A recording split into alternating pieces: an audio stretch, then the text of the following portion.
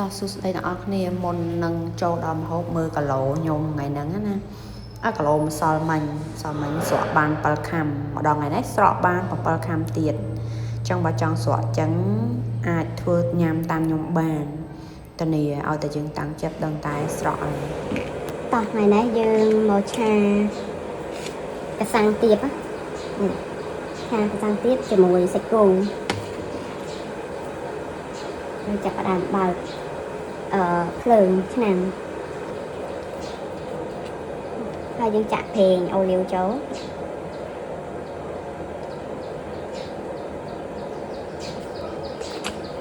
យើងចាក់ខ្លាំងបាច់វាជ្រុលដៃ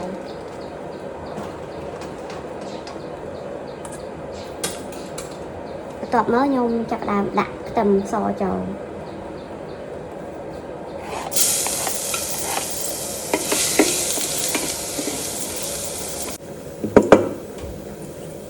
យើងដាក់ខ្ទឹមសយើងឈ្ងុយចឹងហើយយើងដាក់សាច់គោចូលមក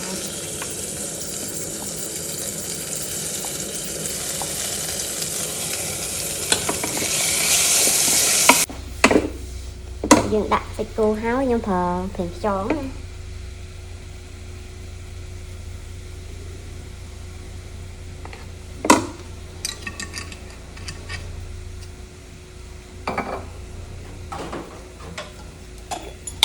ដាក់ប្រេងខ្យងហើយខ្ញុំដាក់អំបិលផ្កាឈូកចូលបន្តិចទៀត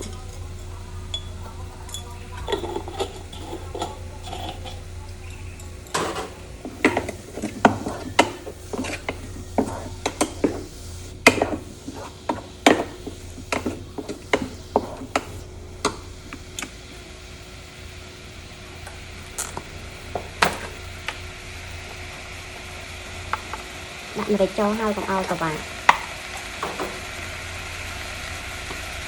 ហើយយើងជ្រលទឹកស្អ៊ីវបន្តិច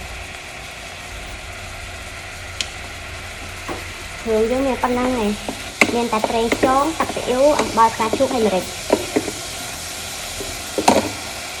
ពេលខ្ញុំធ្វើខ្ញុំចូលចិត្តដាក់ទឹកដើម្បីឲ្យងាស់វាទៅវាចេញរបៀបដូចទឹកសុបណាហើយយើងតាមយើងដាក់បន្លែចូលព្រោះបន្លែនឹងដាក់ផ្លែតឆ្អិនហ្នឹងពួកកសាំងទៀតហ្នឹងចាឥឡូវខ្ញុំចាប់ផ្ដើមចាក់កសាំងទៀតចូលណា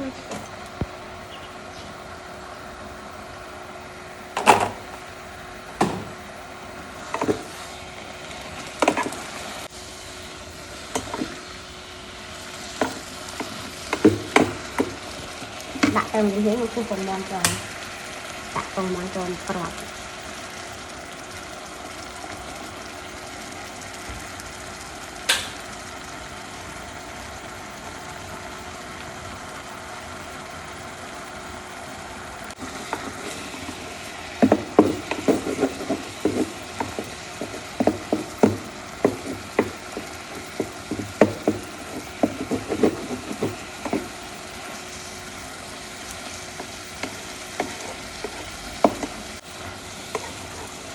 ទៅបើអ្នកគេចេះញ៉ាំបន្លែគេដាក់ចាំខ្ញុំចេះហ៎គេថាអត់ឆ្ងាញ់វាអត់ឈប់ណាតែខ្ញុំអត់សូវចូលចិត្តញ៉ាំបន្លែអញ្ចឹងតើតែបន្លែរាល់បន្លែទាំងអស់ត្រូវតែឆ្អិនខ្ញុំអីពេលញ៉ាំទៅវាធុំបន្លែអត់ចេះញ៉ាំហ្មងមិនដឹងមកទេតោះឥឡូវកសាំងទៀតយើងឆ្អិនហើយក្នុងហ្នឹងខ្ញុំដាក់សាច់គោដាក់ពងមាន់ហើយកសាំងទៀតហើយចំពោះគ្រឿងមានអំបិលផ្កាឈូកហើយនឹងអំបិលផ្កាឈូកហើយប្រេងខ្យងហើយនឹងម្រេចទឹកស៊ីអ៊ីវបន្តិចដែរឥឡូវឆ្អិនបិទគេបិទឆ្នាំងឆ្អិនហើយទុកឲ្យរៀបចំដូចដាក់តោបានត្រឡប់đếnបន្តិចឲ្យវាងុំបន្លែ